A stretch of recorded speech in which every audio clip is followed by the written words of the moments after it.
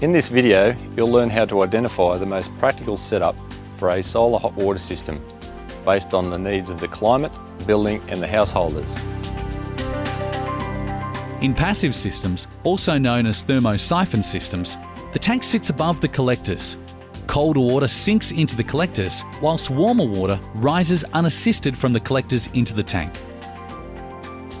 The tank may sit on the roof with the collector, a close-coupled system, or within the roof cavity above the collector, a gravity feed system.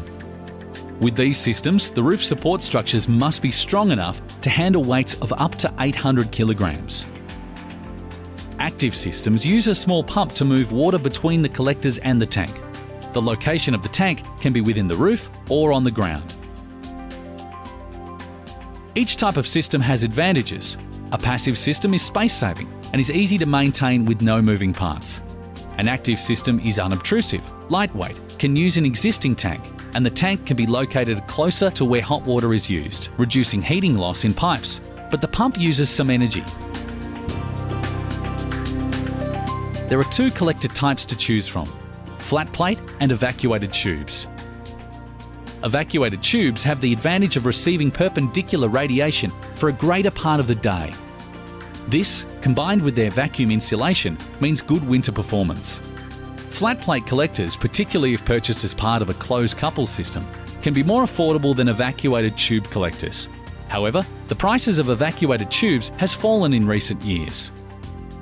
Collectors should ideally face true north in a shade-free position. Facing the collectors 45 degrees from the north will result in only minor reductions in performance. The ideal inclination is the angle of latitude plus 5 to 10 degrees. Sydney's latitude is 33.5 degrees, so an ideal angle of inclination would be around 40. However, plus or minus 15 degrees would still provide adequate performance. If your collectors face due east or west, the lower the angle of inclination, the better. However, to allow thermosiphon flow, you must always keep the angle above 10 degrees. For the correct sizing of your collectors and tank, consult manufacturer's guidelines to see what is best for the climate and household. In places with minor frosts, evacuated tubes may offer enough inbuilt protection.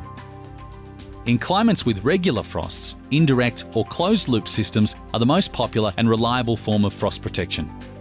Instead of water, an antifreeze fluid is heated in the collectors. The antifreeze passes heat onto the water via a heat exchanger. The antifreeze does not come into contact with the household water supply. Other frost protection methods are available, such as frost protection valves, temperature programmable pumps, and drainback systems. In an Australian summer, water in collectors can easily approach boiling point. This can cause excessive pressure buildup and can damage the lining of vitreous enamel tanks.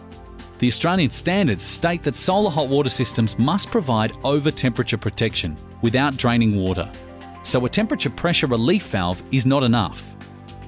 The most common way to prevent overheating in the tank is by automatically stopping the circulation between collector and tank when the tank water gets too hot. This can be done using a solar control valve or a temperature-controlled pump. See the fact sheet on the Trade Secrets website for more information about how to control for frost and overheating. The solar hot water system will require boosting at some times of the year. Electric boosters use a lot of power, so make sure the booster is controlled by a manual in-house switch. This switch should include a light to indicate when on. Boosters which have no in-house switch or are permanently on are wasteful, as they often heat water to 60 degrees, water which would otherwise be heated by the sun. When advising the householder on their energy tariff options, explain the pros and cons of each option. A regular tariff allows boosting at any time, but it won't lead to a reduction in their bills if their previous system was electric off-peak. Off-peak will be cheaper, but may not fit the hot water usage patterns of all households. If available, extended off-peak or off-peak 2 is often a good compromise. Natural gas boosters have the advantage of lower emissions and running costs compared to electric boosters, and also aren't subject to time of use restrictions. Install a timer on gas storage boosters to ensure the gas does not heat water which would otherwise be heated by the sun.